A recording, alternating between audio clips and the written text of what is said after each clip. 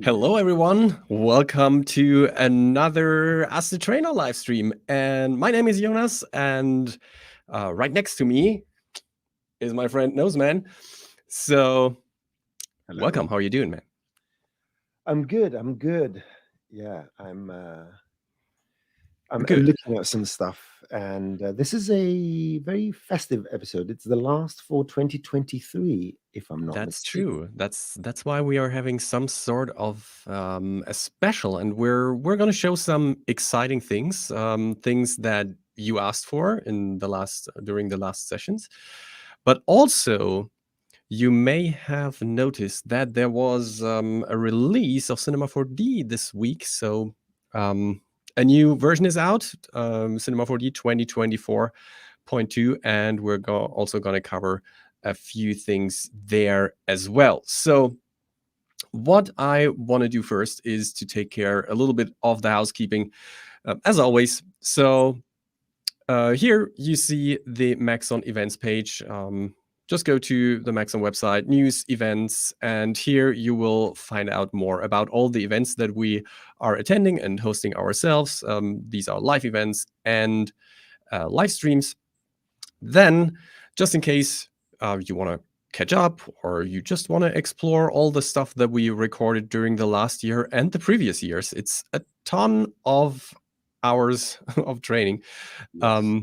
that we streamed and recorded. So definitely check out the Maxon Training Team YouTube channel, subscribe, do all the things that people do on these platforms. Then also, when you want to learn one of our applications, you can always go to Cineversity, cineversity.maxon.net, and here you can find all the Getting Started series for Cinema 4D, ZBrush, Redshift, Red Giant, and Forger, and also many other tutorials and also rewinds of shows. These are also very interesting most of the time, pretty much always, I think. At least all that I have seen were interesting. So definitely check these out. They are full of gems. And if you're interested in certification, we have certification for Cinema 4D, Cinema 4D Pro user certification, and also trainer certification. And yeah, definitely check that out as well. And the last thing that I want to show is that we want to say thank you to you. And I think with this last episode of the year, it's even more relevant to say thank you to all of our attendees here. So you can go to the merch store. There's a special Maxon AskTheTrainer exclusive wear store. And as you can see, there is a password included that you have to type in when you enter the site. Maxon Rigging. It Pasted is it. for this month. I pasted it. Noseman pasted it. And yeah, then you can order one t-shirt for free and you will only have to pay for the shipping. And with that being said, let's start with all the cool stuff that we want to show. And the first thing is that Noseman will take over and introduce you a little bit into some of the new things from Cinema Yes. 4D 2024.2, right? Yes. You can see Yes. on the top left, 2024.2.0. Now, I'm not going to show many things, but I'm going to show three things, and but I find them exciting. So this is a very simple rigid body setup where I have a cloner with a rigid body. I have a plane that's a collider. I have a sphere, which is up there. You can see the little arrow. It's going to roll down for specific reasons, and the backdrop as a collider. And I've turned off the plane here. And what I've done to this, I'm creating the tension here, is that in the simulation, I've set up the draw to draw the rigid body shapes.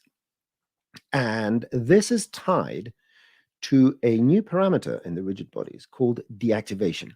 One of the limitations with these kind of simulation systems is that there's always a bit more jittering going on because the math is not absolute. If we had infinitely precise math and infinite time and infinite fast GPUs, that wouldn't be a problem, but we don't.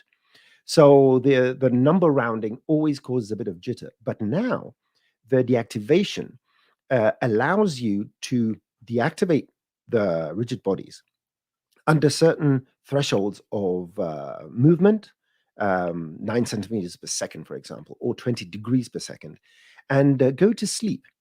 And this sleep actually has, and when we say sleep, it deactivates it, and it has a strength, which means that when 20% of the initial velocity or initial angular velocity happens from a secondary collision, which is the sphere that's going to come down, they wake up again. And this makes your simulations, I think, a bit faster, but stops the jittering. Now, I'm going to show it to you with the visualization. Green means they're alive. They turn black. And when the sphere comes, it wakes them up for a moment. And I'm going to turn off the visualization in a second so you can see how nice and stable everything is.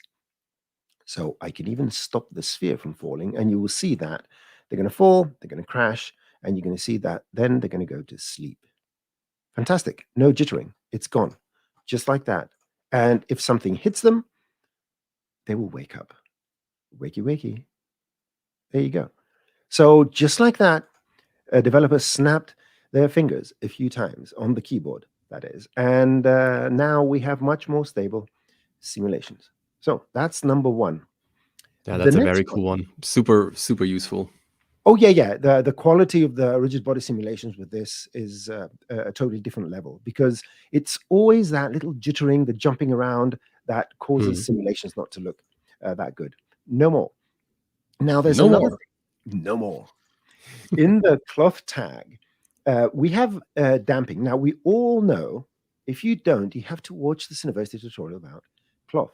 If you go to the simulation, you have the velocity, the overall damping. And we know that if we increase this, we create effects that look like underwater simulations and all that. And basically, the damping removes energy from the system. That's why it has a small threshold, just to make sure that there's always a bit of loss of energy, just like in real life.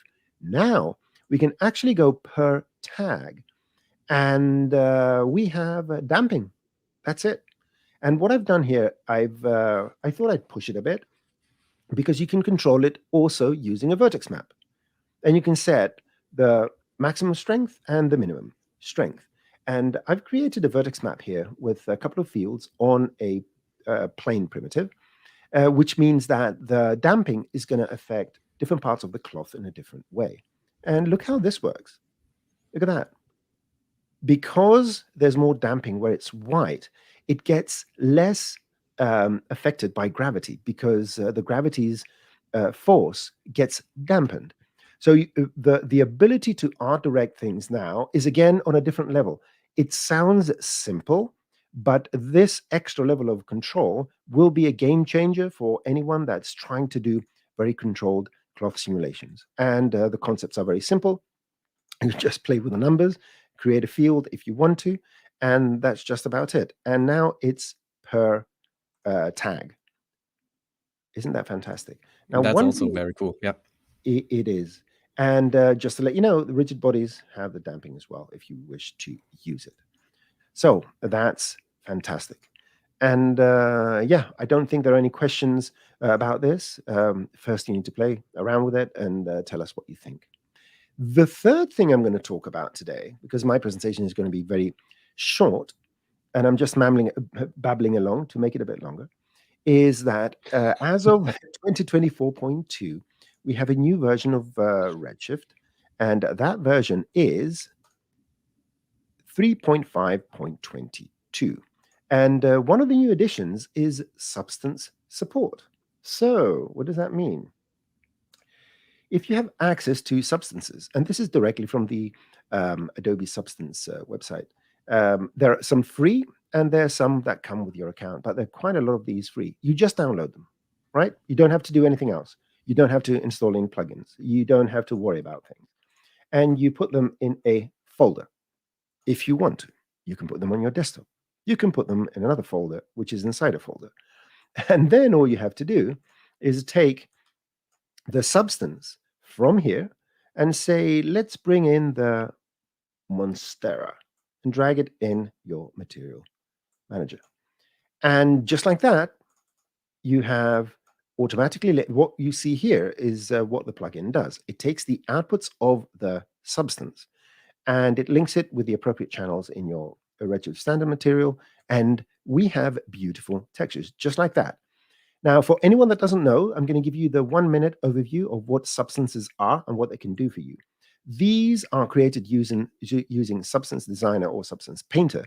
And the ones you have to use have the extension SBSAR because they're Substance Archives. And they include all the technology to take the nodal workflow that Substance provides and create materials. What it does, it creates material outputs. These outputs just drive these with various textures that are generated from the plugin itself. And the creator of each substance can expose a very specific number of parameters, whatever they want. And these parameters are available to us. And just to get a better idea of the quality, this is just a stock substance, what I'm going to show you now, just stock. And I added a couple of lights and a dome light with an HDR from our asset manager. Now, what I'm going to do is I'm going to go close. And you can see, look at all that detail, the bump maps and all that. But it's pixelated. Yeah, because that's how substances work. You can actually go to your substance, and it gives you the ability to generate higher resolution textures. So if this is a hero object and you're going to come this close to the cloth, you can always say, okay, I want my outputs, which is basically the images that are going to be provided to Redshift to do the render. I want them 2048. And it's going to do its calculations again. And now we have double the resolution. And you can go all the way up to 16K squared textures. It will take a while, and that's not a... Well, it's a combination of the substance calculating these things and Redshift loading that massive texture. But nonetheless, here it is. You can change the colors. And if you do have access to substance, it's great for you to create libraries of materials to work with your teams, because the way to use this is very simple. If you want the recipient of your substance archive to only control the metallicity, for example, you just expose metallic, and it will appear here with a preview with the resolution, if you wish, and the metallicity. So that's how easy it is. And of course, this opens up your ability to use any of these substances in your workflows. And what else? And it allows you to make your own substances if you wish. And there's some, I mean, the quality of these, look at that. I'm done. I got a freelance work to do a Persian carpet or something like that, and I'm finished. I'm going to charge 16 hours of work because I've been sitting looking at it for 15 hours and 59 minutes and 30 seconds. Look at that. And it's everything is set for you. The reflections, everything. And I wanted the plant because it can generate some interesting textures, and it has translucency and all that, which are connected properly and whatnot. So this concludes my presentation, my last presentation for the year. I'm going to deal with questions, if anyone has any questions. And I would love to hand it over to Jonas right now. Thank you. So let me quickly, because I enjoyed so much. This is your last presentation for this year. I can tell you this year and the previous years as well, you rocked. So I'm gonna do this. Oh, because I can. All right. Well, I have a PC, right? I have my trusty Dell workstation. Yeah. I'm gonna do the same thing.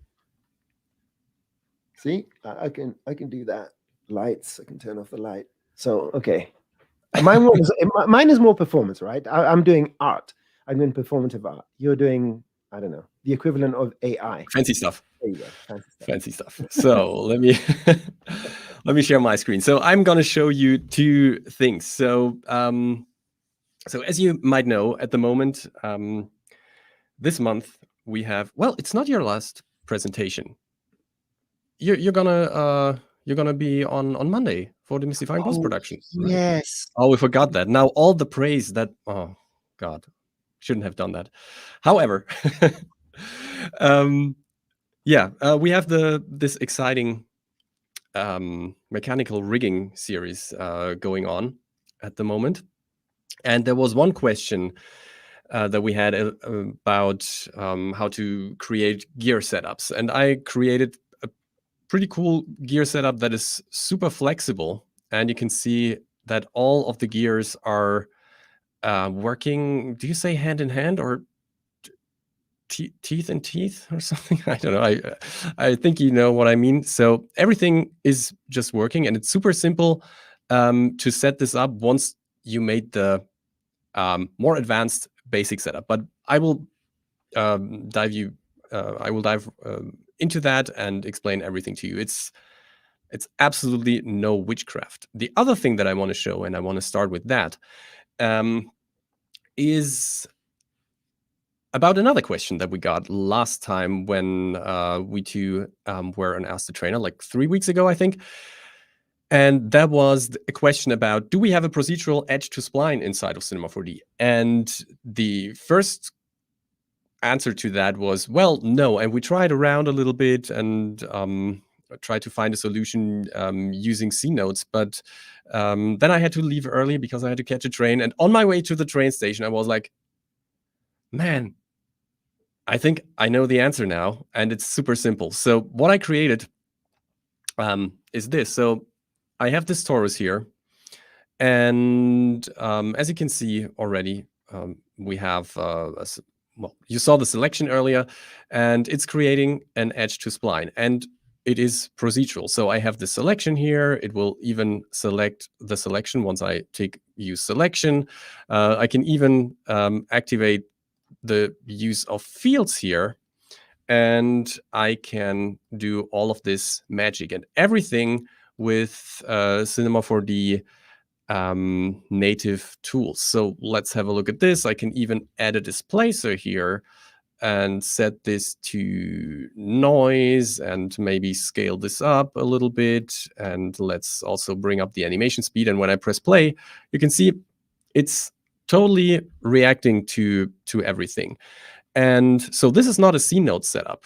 I actually didn't have to touch a single node with this setup. Let me show you how I created it. So this is the setup. It's actually a MoGraph setup.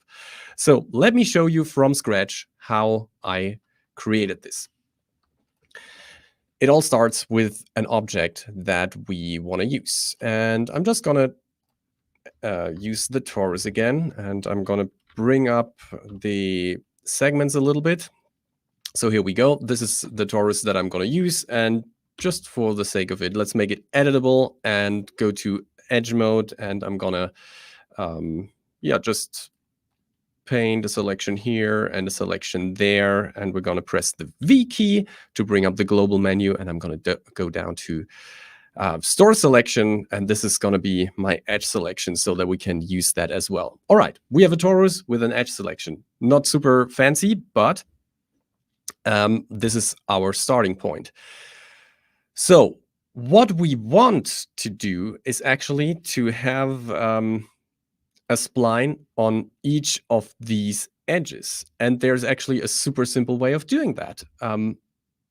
There are two ingredients. One is a short, straight spline, and the other one is a MoGraph cloner.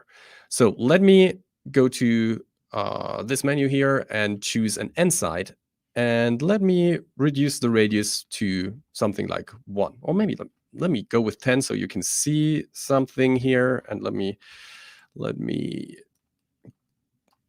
zoom in here. All right. And then I'm going to bring down the sides to 2. So this way, that didn't work. So here we go. This way we have a straight spline, and it needs to be short. So I'm going to go with 1 centimeter for this case. Okay, the next step is to clone this onto the torus. So what I'm going to do is I'm going to alt-click the cloner here, and now you can see that we have these little splines here. And I'm going to set this to object mode. So we're going to clone onto an object, and we're going to use the torus as an object. So now we already cloned onto the torus, but just on the surface, onto the surface. So let's adjust the distribution to be edge. And now we're cloning on onto each of the edges. You can see that here. All right. As you can also see, the alignment is not correct. And we can fix that by going into the Transform tab. And let me see. Usually it's the last one. Whenever I do something here, it's the last one. Let's go with 90. And that might be correct. Let me quickly make this invisible. I think that's correct. Yes. So actually, we can now make the torus invisible. And then there are two more settings in the cloner that we need to adjust. The first one is activate scale on edge. And the second one is edge scale 100%. There we go. And now we have our procedural edge to spline. So what this enables us to do is already to, let's say, create the let me just copy over the displacer from here so I don't have to recreate it from scratch. I'm going to paste it here, put it under the torus, and there we go. If we press play, it's already working and it's procedural. Cheating. The other thing. Cheating. That's cheating. Yeah, I know, but I showed it already. The other thing would be a repetition. That's also. However, so let me just deactivate the displacer and let's have another look at the cloner. The cool thing is that whenever you use a polygon object here, you get this selection tab, right?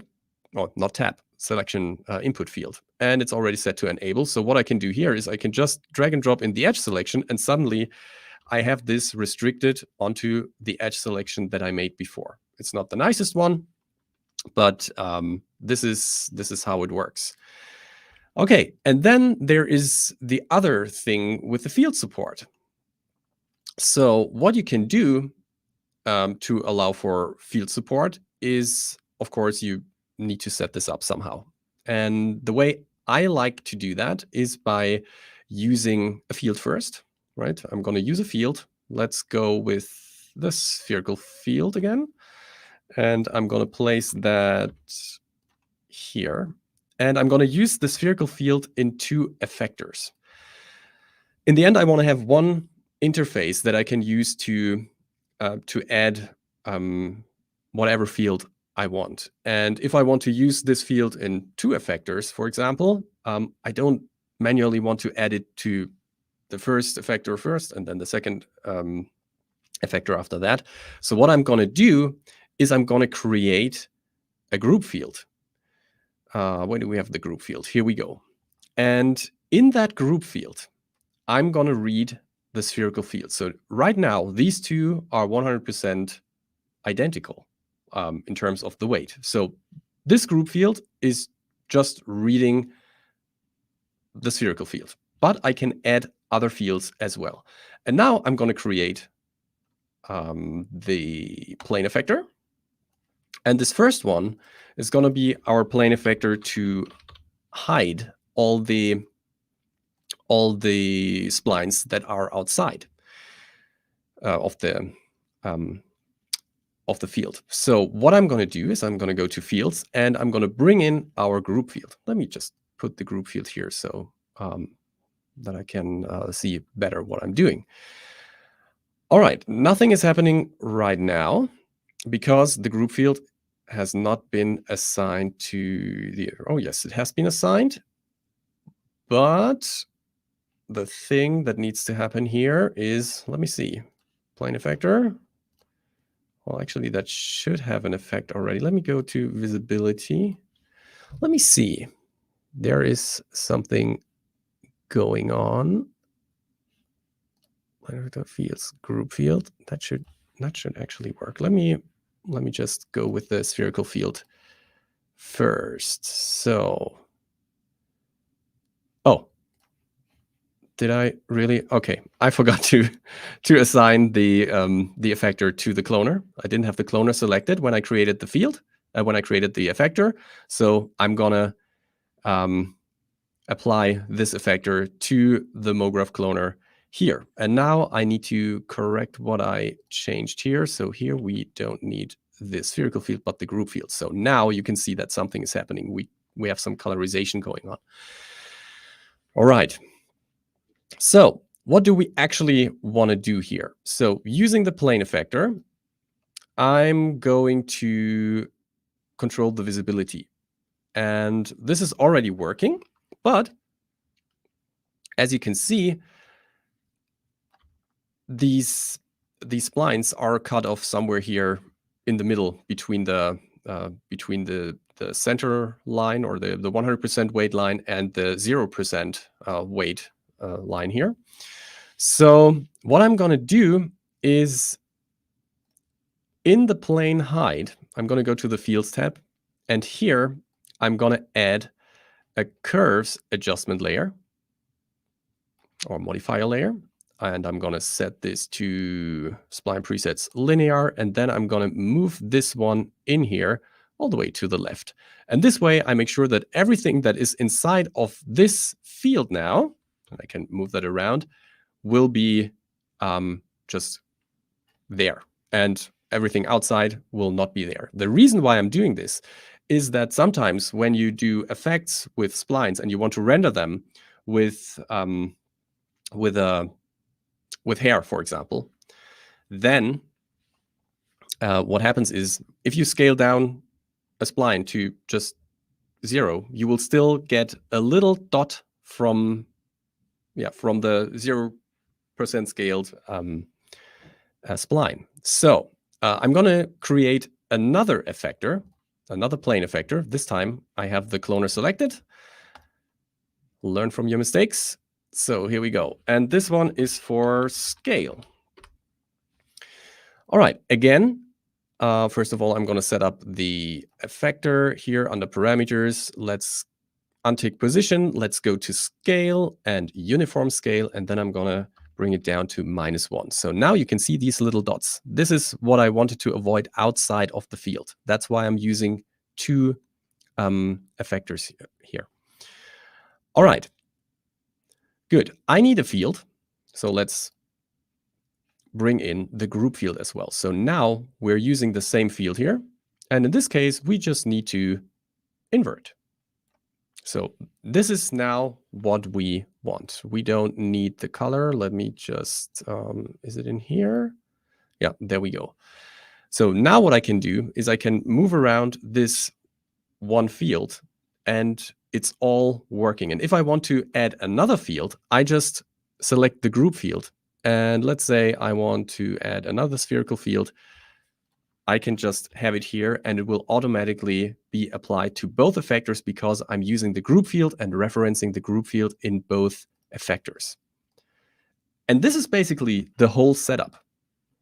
The rest, what I did was just creating a null here, and let's put it here. We also don't need this one in there. A null, called it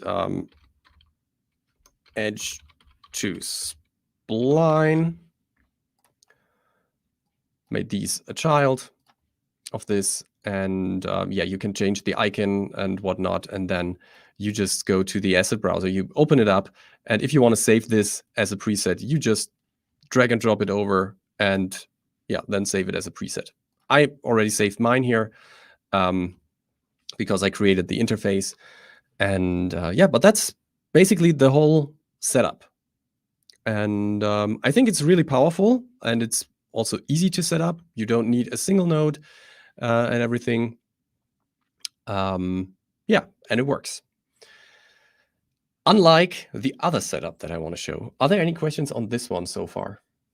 There are a few general, we can very quickly skim.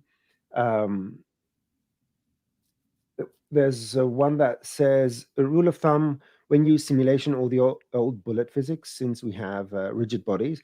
Well, the rule of thumb is, if there's something you know doesn't work in the new rigid bodies, for example, connectors, dynamic connectors, I think that's the main bottleneck right now. I would say so too, Then if you're using connectors, you have to use bullet physics, but it's still, in development, more things are getting added. But the rule of thumb is just see if you're trying to do something you could do with one system and you can't, then switch to the other. So that's the simple solution. Exactly.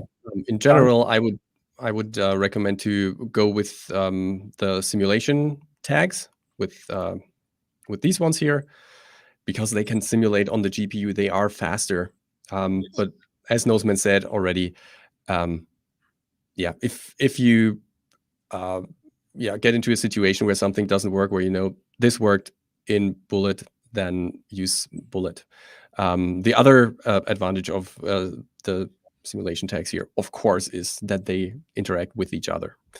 A big thing. Yeah. Let's go through a couple. One sentence, big thing. Yeah. Dances for peas. Shame. I'm going to buy a bell every time anyone says I want to know something about simulations and hasn't watched my series on University. I'm going to ring the bell and shout shame, shame, shame.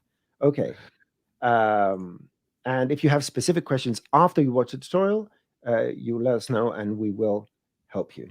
It's basically an easy thing when your simulations look a little bit rubberish. Then the first thing I would try to do is to add more subdivision to the geometry, because that will make things, based on the algorithm that is behind it, it will make things more clothy. And it's always you always need to find the balance between the density of the geometry and then also the parameters that you are setting up. So this is as a rule of thumb, the less dense your mesh is, the stiffer it will be, and the more rubberish it will look. Yeah, so a general note exactly on that. I'd love a setting guide for different kinds of fabric. Don't we all? That's not possible. And the reason it's not possible is that it's not the settings alone. It's settings plus geometry. I can have the same cloth, the same plane, 400 by 400 centimeters, the default plane. Depending on how many subdivisions I have, the cloth is going to look different. There are ways to make it look the way you want, but the presets don't make sense. So, and that's just the kind of algorithms that I use to have this performance. So unfortunately, that's not going to work. Quickly, I have. Oh, go ahead. I'm just gonna simulation, right? These are on University, right? Simulation, the tutorials that you mentioned. Yeah, it has a layered. It's the one on top left. That's there. It. We go. That's so this is the tutorial series that we recommend to watch. Yeah. In this video, I will show you where everything is. We can watch it now together. Let's have a watch party. Basically, this is where you find it. So go to University, search for simulation, and the first entry is going to be this really extensive tutorial series created by my friend Noseman, and you will learn a ton of things there. Definitely. Great guy. Right. I'm going to steal the screen for 10 seconds to show this because it's easy. I want to clone an object on another object so that its size changes according to the size of its polygons. It's one button. Let me show you. So I'm cloning spheres on a plane and it's editable. I'm going to go to the pinch brush, select the plane, and start pinching my cloth. And you can see that the clones change size, right? This is what you want. And that is that happens when you have polygon center distribution and the enable scaling. Oh, give me a second. The overlay is overlaying what you want to show. Oh, yeah, there we go. Right, let's show it again. So cloner, make sure your distribution is polygon center and enable scaling. The enable scaling is going to take the area of the polygon and apply it as a scaling on your clone. So you can go and do this and that and whatnot. Oh, cool effect. You can actually use a deformer to do this. Thanks for your questions. This is fun. I can do this. This is really fun. This is really fun. So yeah, if you use a deformer or a factor to just randomize the the size of the polygons, the stuff. I think we have 2 more questions or one. This is from Sam's. I'm wondering if there's an initial button for the cloth tag. Yeah, the initial state. You have to do that on an editable object, and what that gives you access to is the dresser, and the dresser has an initial state. You can't do that on a procedural object, so that is your solution, and it works with the new simulation system. Let's see, do we have anything else here? No other questions up to Someone didn't write question in the front of the question. When using set driver, set driven always creates new express tag. No, that's an easy one. Yeah. So you can just make it and copy and paste. That's the best way to do that. Oh, I do want to show something very quickly, because not many people know about that. Let's assume I put an XPresso tag on the cloner and drive something about the plane. Let's drive the planes just to have a parameter there. I'm going to go and drag the X position, right? So now you get this massive file with 3 objects, and you want to go to the plane. And oh, did I drag it in? Plane, it's the position. The position is driven. So, why isn't it driven? Yeah, because I don't have a value. So let's put a value here. It's actually not value, it's constant. I keep getting confused with, there you go. So now it should have this little arrow that says it's receiving data, but I don't know in my all 3 objects in my scene where it's coming from. If you press Alt or Option and click on this, it gives you that menu. So you can open the XPresso editor for, even if you can't see this, right? This could be hidden, it could be down, the hierarchy, it could be anywhere, right? So I can't see it. Right? So it's invisible. So you go here, Alt, click on this, select tag and press S to bring it to the foreground, or you go here and you click on this, Alt, and you open the XPresso editor and it opens that. So that's just a little tip how you can navigate with a scene that has many XPresso tags. That's a really good one, especially when you are creating stuff like rigs and so on, and you really don't know anymore where you created that connection with the other object. Super helpful. Now, a request from you, Jonas. Can you show us some rigging of gears, please? Rigging of gears. Oh, yeah. Okay, I have an idea. Let me quickly bring something up. Oh, here we are. Okay, cool. So, right. So I showed you this before, and it's working, as you can see, quite well. I want to show you how you can create this. I first want to give you a little introduction here.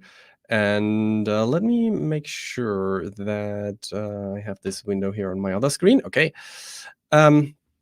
So this is actually the first exercise that I did using XPresso. The first thing that came to my mind, what can I use XPresso for? Oh, let's create a gear setup. And we had to create some Clockwork setup for a project for studies, and that's what I used it for. Not as sophisticated as the version that I'm going to show you now, but I want to show you the basics. So you create a cogwheel, and you clone it, or no, you don't clone it. You just create a copy of it. So, and now you want to rotate this, and you want the other one to rotate accordingly. So what you would do is you can either go the set driver, set driven way. I'm going to show you how you can set it up from scratch. So you need an XPresso tag, and then we want this object in here. So cogwheel, and we need cogwheel 1 in here. And with the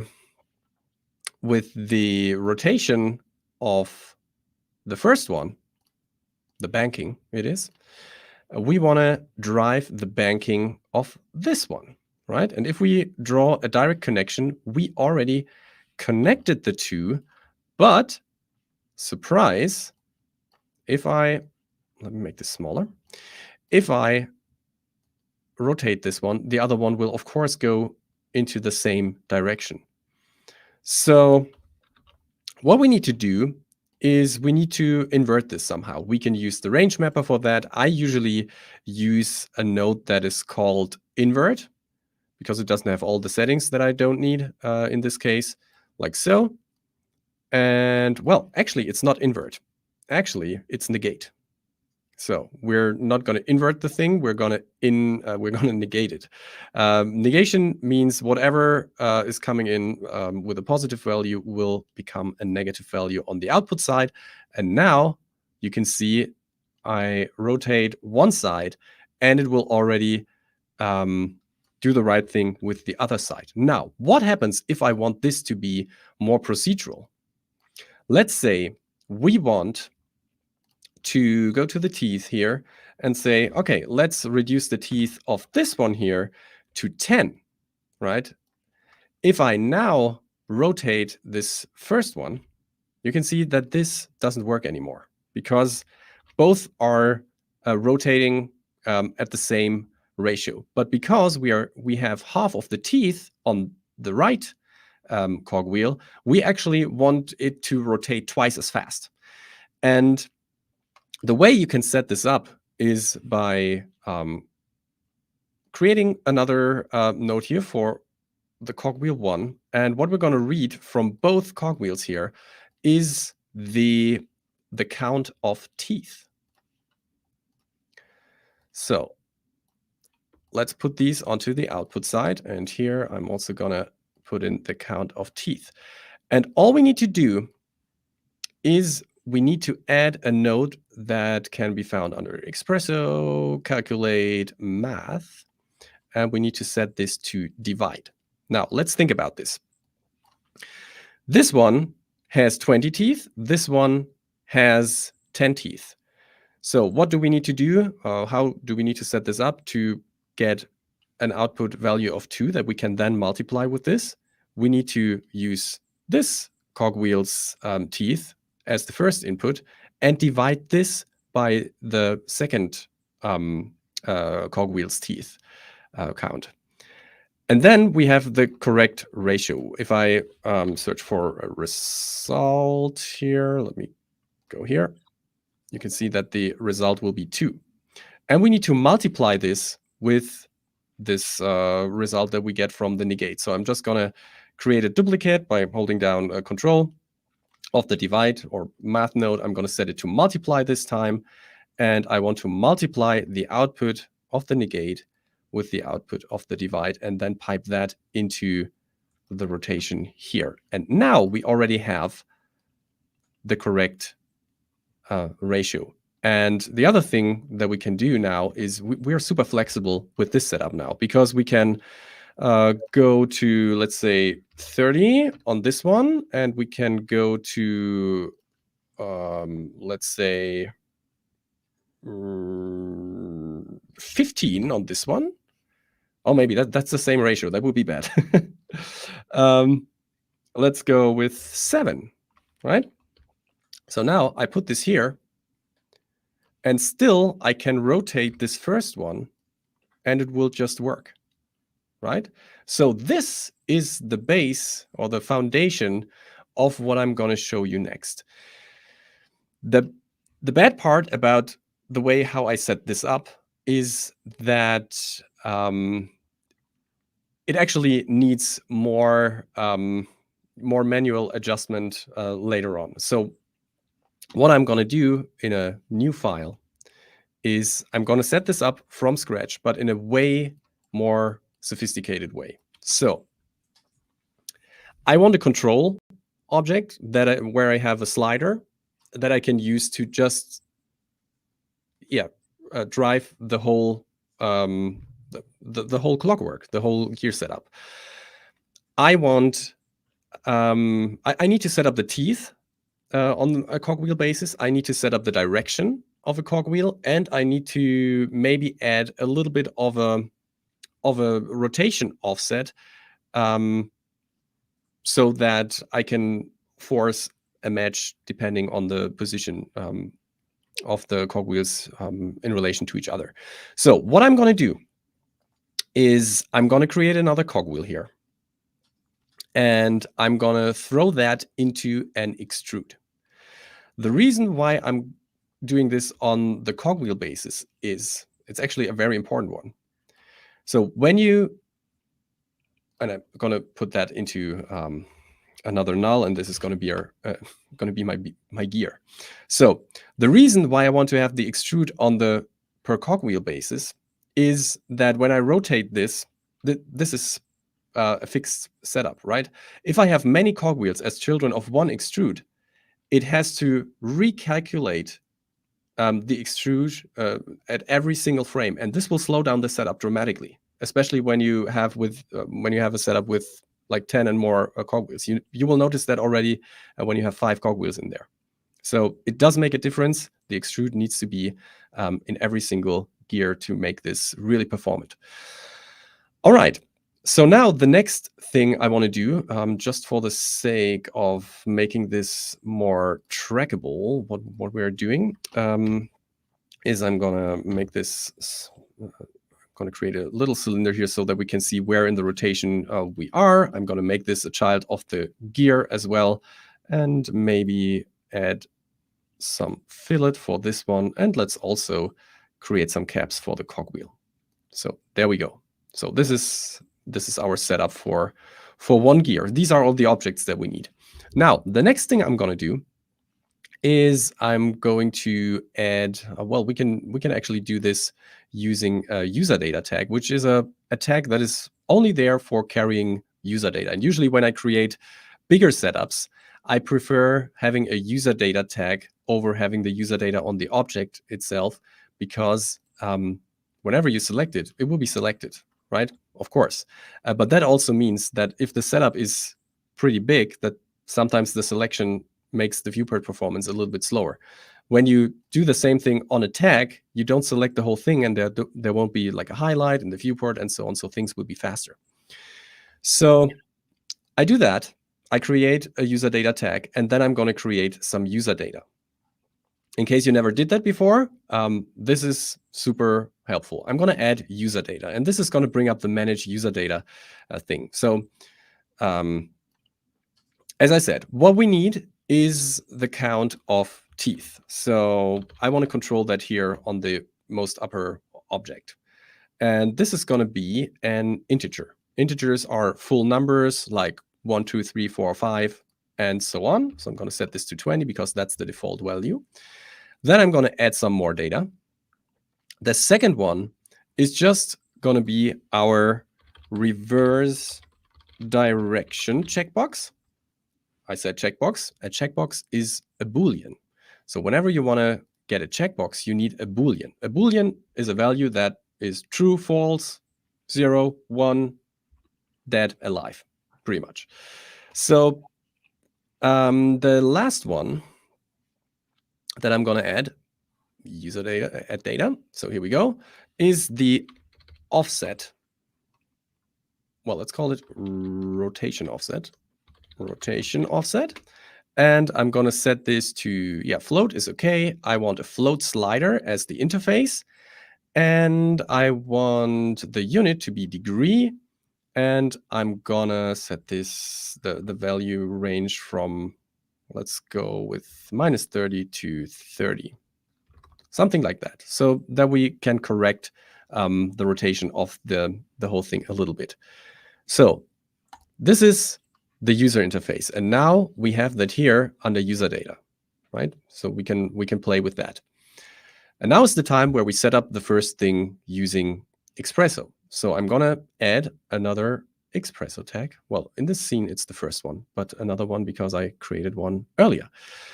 So I'm gonna need not the gear, but the gear user data. Let me just rename this for more clarity later.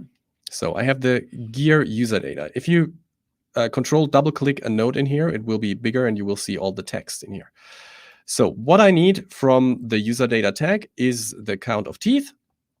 And I'm going to also drag and drop in the cogwheel here and create a connection between the two.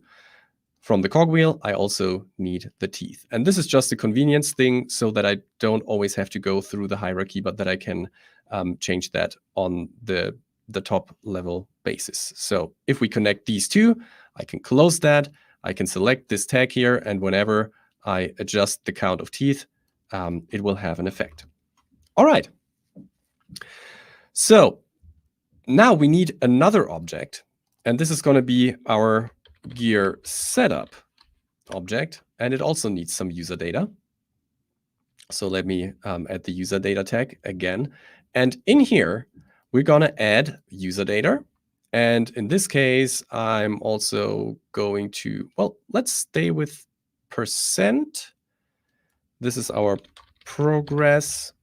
And we're going to go from, well, actually, I don't want these harsh limits for the values. So I'm going to set this to -1,000 and +1,000. These are the limits for the value now. We can crank them up even more depending on how long you want the cogwheels to, or the gears to run in your animation. But I want to reduce the slider range. So I'm going to set this from -100 to +100. There we go. Okay, and this is all the user data we need. I forgot to make this one interface float slider. I want a slider so that we can use that. Okay, and now we have this. It doesn't seem to be very exciting yet. So we did a lot of stuff just to have one cogwheel that is not even rotating when I do anything with this user data. So the next thing I'm going to do is I'm going to link this up, and I want to do that in the XPresso of each gear, of each cogwheel. So let me bring this up. Here we go, and I'm just going to drag and drop this one in as well.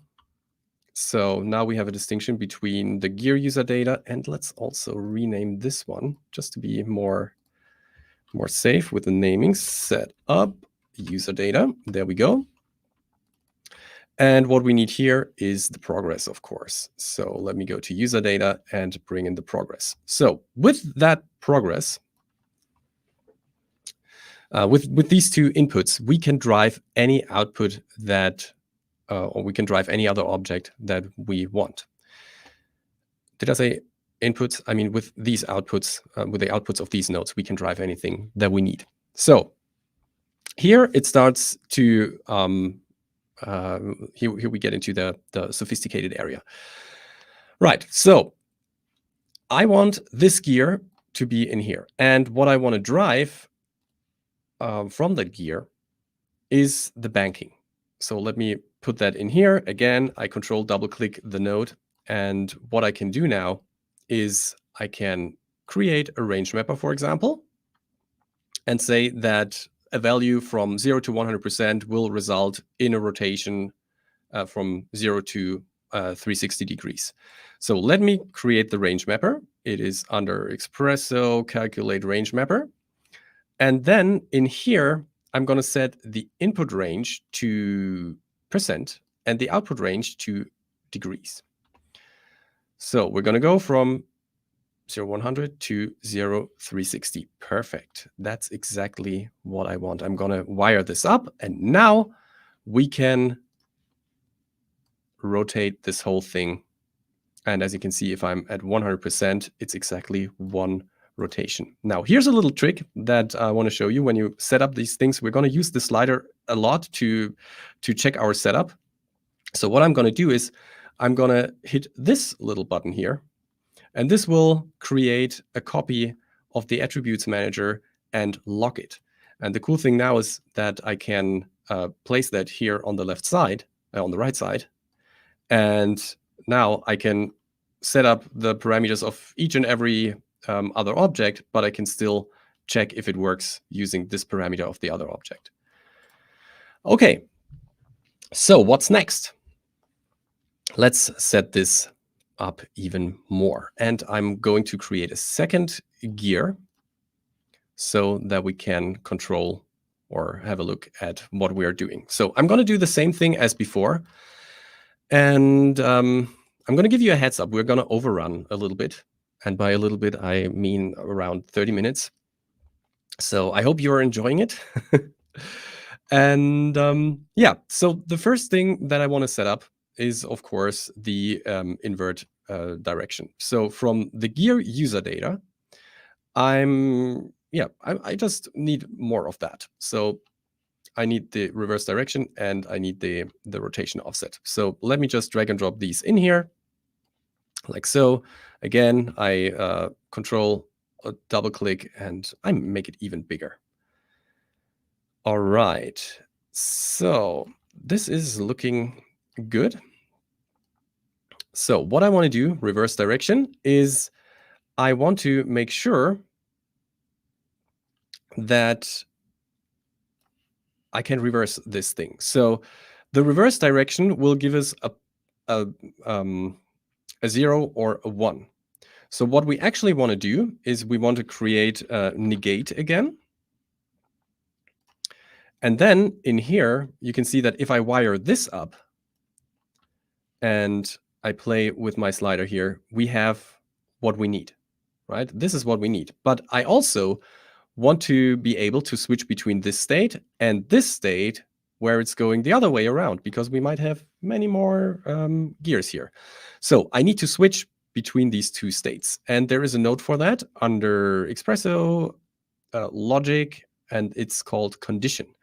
With the condition, we can define a switch, as you can see here. So this is going to be our input. And when the reverse direction parameter outputs 0, this will use the first input. 0 is the same as false. And when it outputs true, which is 1, it will use this input.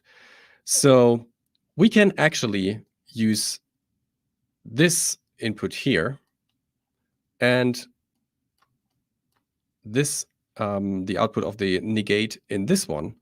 And when I wire this up with the gear, now we should be able to do the right thing.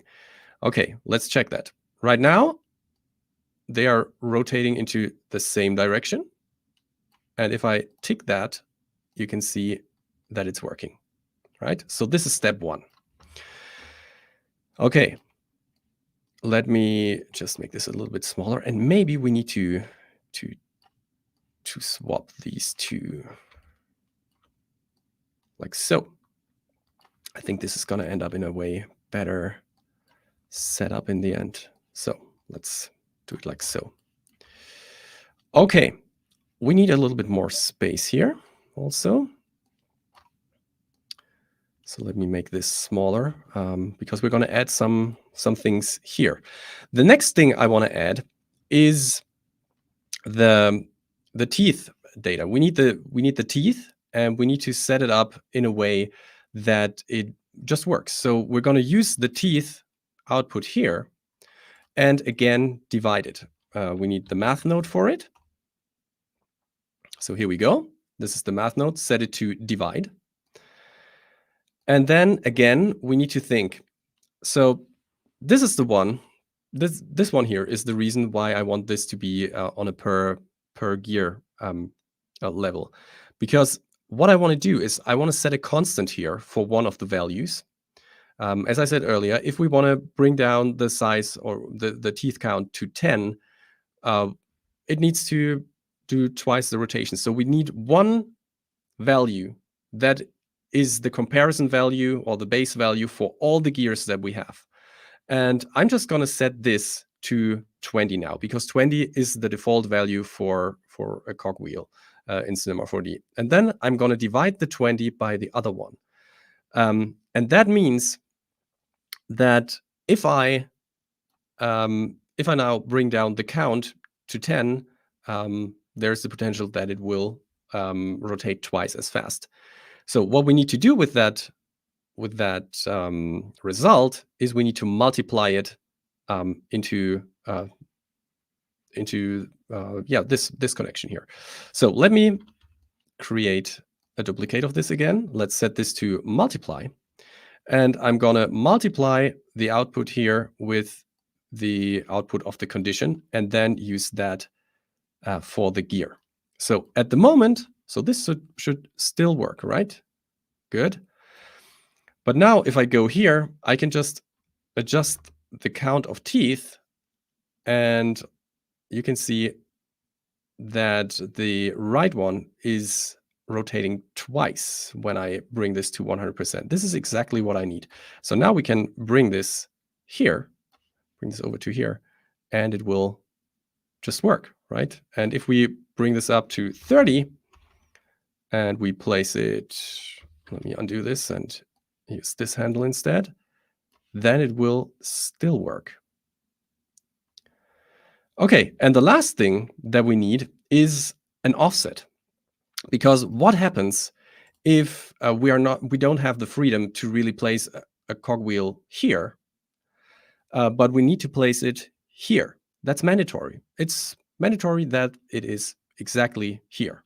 So what do we do? What we can do here is we can now use the rotation offset and just add it to the whole connection line here. So I'm going to make a duplicate of the math node and going to set it to add. And I'm just going to use this one here as one input and the rotation offset as the other input. And then I'm going to connect it here. And this should be the complete setup. So now let's see, we're adding a few degrees here and it works. Okay, so let's set this to its default values. So this is the cogwheel that we set up. Also this one, let's set it to 0. And let's delete the other one. So this is now our primary wheel that we can use to create the whole setup. So we don't need the XPresso anymore because this is now going to work.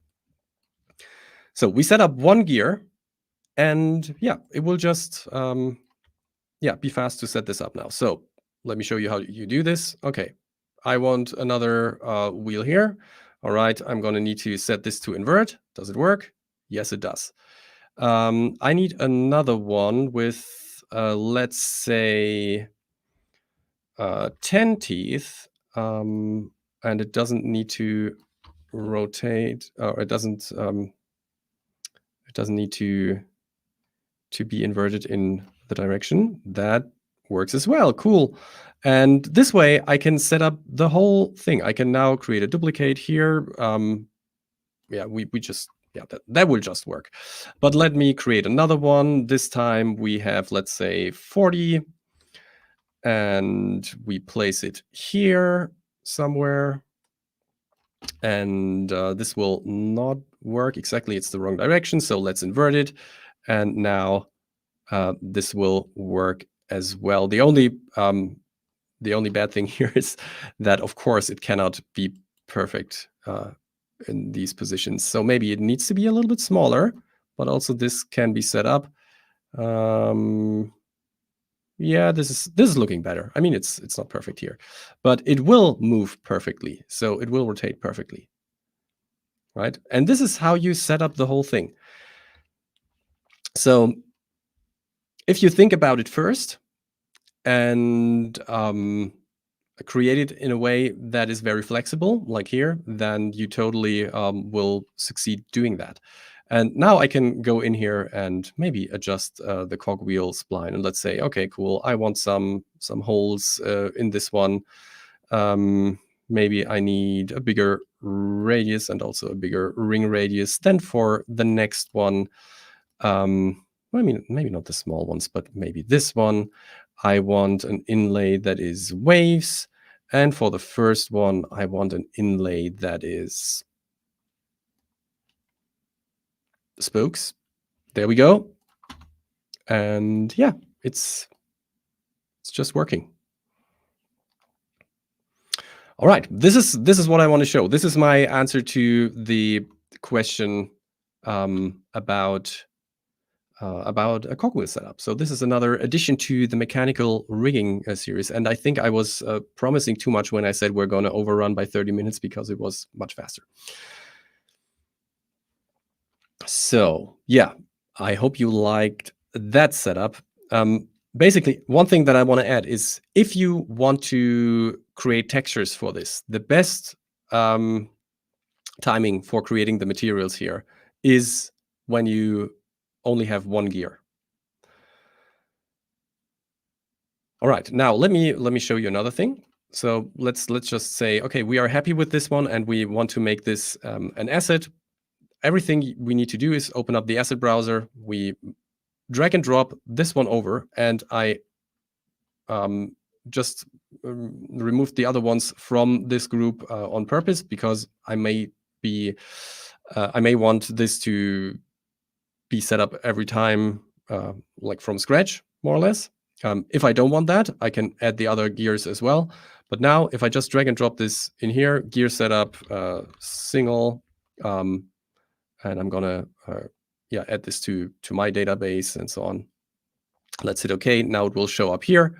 That's my gear setup, and now I can go to another scene, and I can just double click this one, and here I have my gear setup. And again, I can just start setting this up and do whatever I want. So yeah, one thing that I just noticed is maybe it would have been clever, more clever to really have the user data directly on the gears. But for this one, it's good to have them in the user data tag. For this one, it's an additional click to go here. So that's something that I would change now. I won't do that now, but just that you have that in mind, that might be the better solution. Just because I noticed that it's another click. You know, we want to save clicks. So yeah, this is how you can do it. And yeah, I hope you will like that.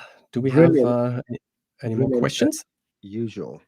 So I haven't seen any more questions. There was a question from Daniel Schmidt, and the question was about your setup with the edge to spline, and how, I think the question was how to grow it from the edges instead of the center. I already have a setup, and I'm just, do you want to show it? Is it something you can do? What is the question again? If you can make the lines not grow from the center, but make them grow from the edge of each. Okay. Yeah, everything you would need to do is to offset the pivot point of the end side. I have it ready. Then, I have it ready. Okay, then you show it. I'm stealing the screen. Instead of a line, I'm just using a cylinder, and I'm cloning on the edges. And basically, this now is growing from the points. Now, the limitation of this is you cannot control which of the 2 points it's going to grow from. It's either one or the other. And the way to do it is the axes shifting. I did it by using a null, and my cylinder here, as you will see, my cylinder now is down and my null is up here. So what the setup is doing, it's placing the lines on the edge. The setting I have here is offset 0, not 50%, which is the middle. You can see I go to 0. That means it's going to start from the edge. And because the cylinder now is not at the center, it's offset. Because if you do that without that shifted axes, you're going to get these crossovers. So the null is strategically placed on one side of the cylinder, and the growth, the scaling basically, which I've set here, you can see it's scaling that axis, is making it start from here. So this is the way you would do that if you want to do that effect. As far as the visibility, nothing changes, but as far as how it grows, and again, we cannot say, oh, but I don't want it to start from this point. I want it to start from this point, because that is determined by the orientation of the edge, and we can't really touch that. There could be some sort of elaborate setup that for some of these we can control it, but this is as close as we can come with this particular setup. And all it takes is to shift the axes, either by making this editable or putting it under a null and just moving it so that the center of this combo is in one of the 2 edges. I hope that at least helps you get to a certain solution. Okay, let's see. Yeah, I think it will help, definitely. What else do we have here? ChatGPT and all that. Yeah, I'm not going to get into this discussion. I want AI to be banned. That's my opinion. So you won't get a straight answer from me. Humans need another pretty much 50,000 years of evolution to be able to handle and not become slaves of AI. It's too compelling, and then it's going to be too late. So let's see if we have any other questions here.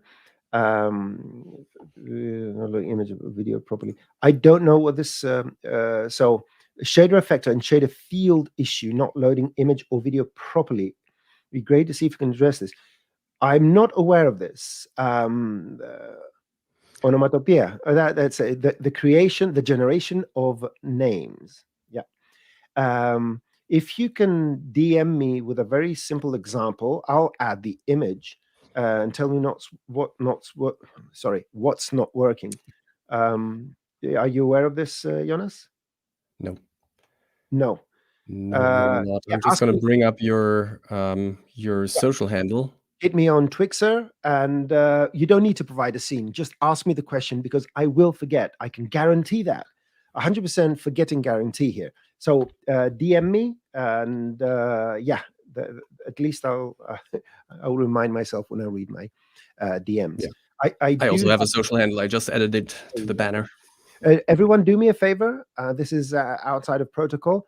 Read, if you're on Twitter, read my latest post, and please retweet. One of our friends is in dire need of retweeting, nothing else.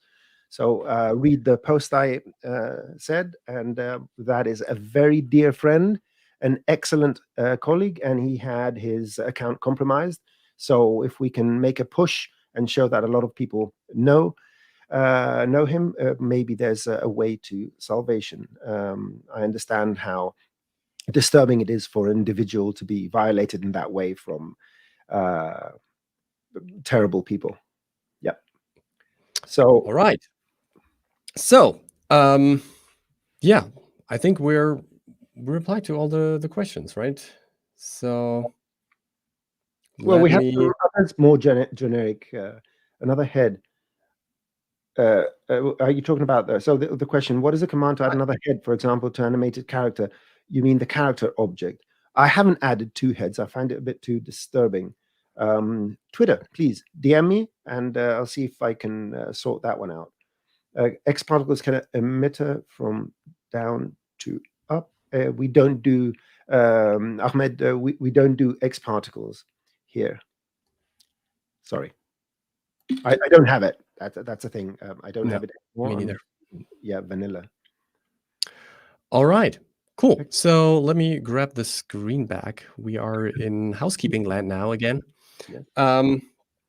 So yeah, I hope you enjoyed the setups that we showed and the updates, or the update to Cinema 4D. So yeah, here's the housekeeping. And I'm on the Maxon events page here. Please go there to find out more about future events that we are doing, both live and streamed online. Then, if you came in late, or if you want to rewatch some of our live streams, you can do that on the Maxon Training Team YouTube channel. There's also a lot of other stuff like quick tips that you can watch, and they are also very valuable. A lot of knowledge in not a lot of time. So Cineversity is the next one that I want to show here. And whenever you want to get started with any of our apps, and you can find the Getting Started series here. Again, if you want to search for something, for example, if you want to get started with simulation, we had that question earlier. Let me just search for simulation and hit enter. So here, getting started with Cinema 4D simulations. Oh, I did the same mistake again. I clicked it, and now we're gonna hear the recording of Noseman's voice. Video, there we go. Show you where everything. Listen to this beautiful voice. All right, the next one, the Maxon certification page, maxon.net/certification. If you're interested in Cinema 4D Pro user certification or trainer certification, this is the site where you should start. There's also a ton of FAQs here if you want to learn more about it. And then again, we have this AskTheTrainer exclusive workshop, and we are very thankful that you're joining us and that you are loyal to us during the year. As we said, this is the last AskTheTrainer show for this year. There will be another demystifying post-production on Monday, and Ellie is also going to do another stream next week, right? Yes. And yeah, if you want to get a free T-shirt, you need to use the passcode that was just on screen to log in here, and then you can order 1 T-shirt for free, and you would only have to pay for the shipping, and that's it. Wait, that's not it. That's it. For general questions, AskTheTrainer@maxon.net. That is a valid email which we monitor. So if anyone can't reach me personally, AskTheTrainer, one word, without spaces, @maxon.net. External file caching using Alembic. Those are the quick answers. Anything else? Daniel, you're very welcome. And let's see. Yeah, and this is for onomatopoeia. I can say it with the Greek onomatopoeia. Please send the question in the email, because I have about 2,000 things I'm dealing with every single time. And that's all for today. All right. I think we have it. So have a great rest of the year. That's what I say, because I won't be on the other streams. Thank you for being here in 2023, and I will see every one of you hopefully in 2024. Yeah, so and definitely make sure you join Noseman on Monday and Ellie on, I think it's on Tuesday. Every day there's something. Every day. All right, everyone. Bye. Have a great time and happy holidays for everyone who's celebrating. Yes. Goodbye, everyone. Bye. Bye.